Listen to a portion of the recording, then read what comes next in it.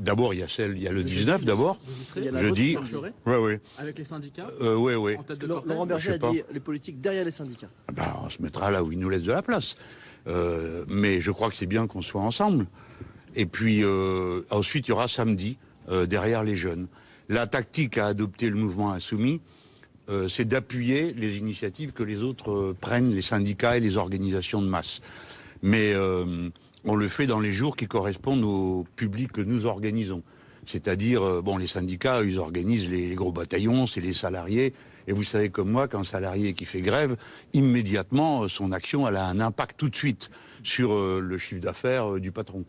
Quand il s'agit des manifestations populaires, c'est une démonstration plus symbolique, mais qui s'adresse à un public beaucoup plus large, parce qu'il y a aussi ceux qui ne travaillent pas, ceux qui sont en études, déjà en retraite, etc.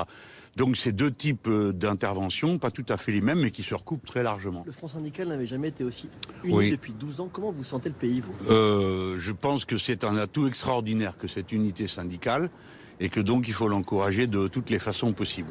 Ce qui est certain, c'est que le pays se cherche. Il est en train de... Beaucoup de gens se demandent quoi faire, mais je crois que d'une manière générale, tout le monde est hostile à cette réforme. Et se rend compte que c'est un abus, si vous voulez. L'idée de travailler jusqu'à 67 ans pour avoir sa retraite à taux plein, d'avoir la réforme à 64, c'est ça. Tout le monde comprend que c'est trop, parce que le travail s'est intensifié au cours des 30 dernières années. Il est devenu plus dur, plus productif, voilà. Ce jeudi, il y a un risque de blocage avec des grèves qui vont se faire notamment sur tout le territoire. Elisabeth Borne disait par exemple qu'il ne faut pas pénaliser les Français. Est-ce que cette journée de grève va pénaliser les Français ? Elle a raison, il faut qu'elle arrête de pénaliser les Français.